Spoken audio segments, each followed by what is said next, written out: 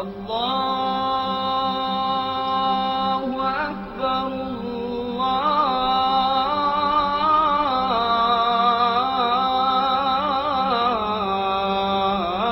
الله أكبر.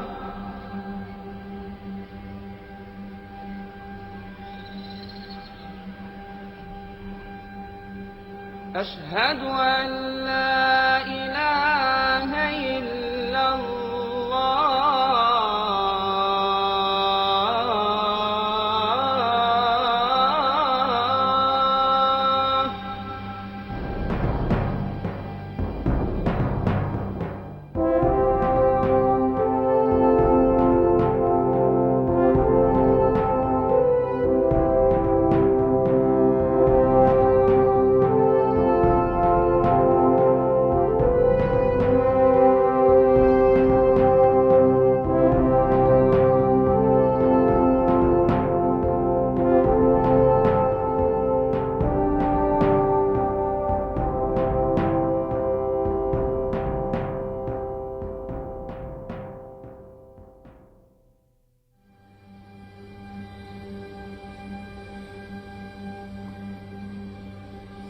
أشهد أن لا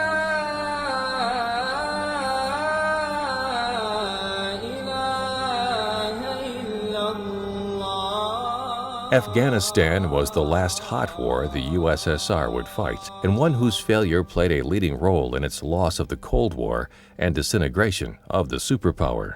Afghanistan was going through a fair amount of turmoil, with Mohammed Daoud being ousted and killed with his family in the April Revolution of 1978, and then having the Parcham and Khalq factions take over, essentially a sort of a nationalist communist alliance. The Soviet Union decided to intervene militarily in Afghanistan in order to preserve the communist regime there. Based on information from the KGB, Soviet leaders felt that President Hafizullah Amin destabilized the situation in Afghanistan. Following Amin's initial coup against and the killing of President Taraki, the KGB station in Kabul warned Moscow that his leadership would lead to harsh repressions and, as a result, the activation and consolidation of the opposition.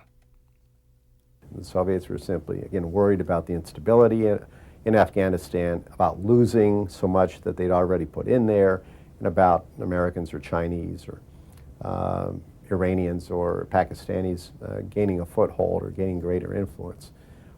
But at that point, they didn't see it as just a one-on incident. The Soviet invasion was a long-planned operation whose groundwork was prepared well in advance. What was surprising was not the intervention itself, but the speed of the military buildup within Afghanistan and the ruthless elimination of the Amin regime. This was a period of giving the communist government in Moscow the benefit of the doubt regarding foreign relationships. If you remember back to it, this was a period, of course, this is a time of sort of the late détente period. Things had gone downhill since Nixon and Brezhnev had signed accords in 1972. A number of conservatives in the U.S. were unhappy with détente and thought that we were giving too much away to the Soviets.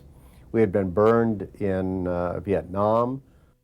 With Jimmy Carter in the White House, America was once again in a period of isolationism. Carter came in as a president more determined to work with domestic issues. We had economic problems. You had the Iranian Revolution in 78 and 79, great loss of American influence in that state neighboring on Afghanistan. And the Soviets at this period look like they are an ascendant power while the U.S. is retrenching. So it was a very different world than today, with two superpowers squaring off with their full military might, standing toe-to-toe in Europe.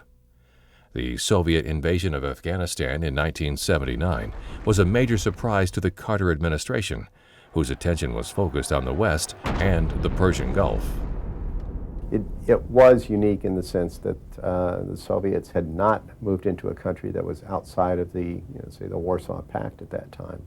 The Carter administration was still pursuing in '79 its attempts to cooperate with the Soviet Union. There was a SALT II accord signed, I believe, in the summer of 1979.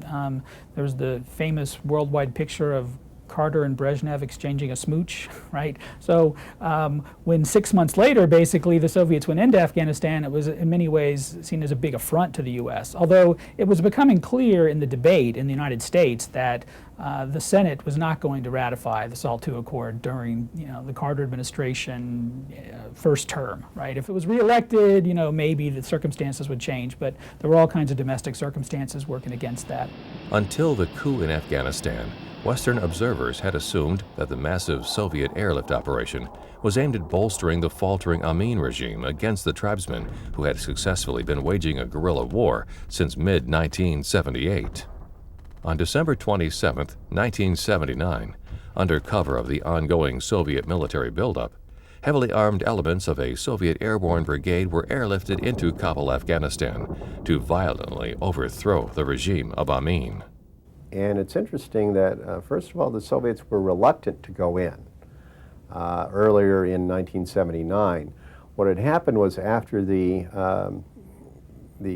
People's Democratic Party of Afghanistan took over in April of '78, they started enacting what were reforms not all that differently than what the Shah had done in Iran.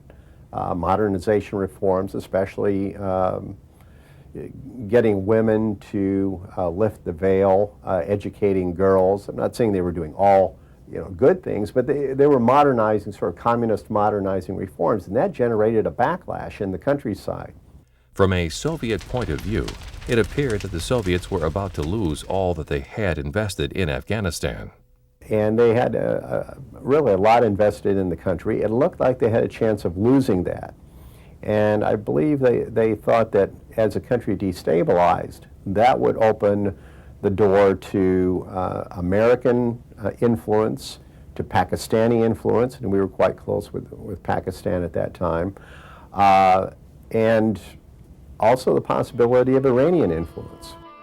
The United States and a modernization program that did not fit the USSR plan for the country was not the only Soviet concern in Afghanistan. But you had the possibility of Islamic fundamentalism. And recall that the Central Asian states, the 5 states on the south, are all Muslim. There had been some disturbances there below the surface, and so there was a worry about Islamic fundamentalism spreading into Soviet Central Asia. So they tried over the course of 1979 to get the communist leadership in Afghanistan to pull back on the reforms, to try to stabilize the situation there.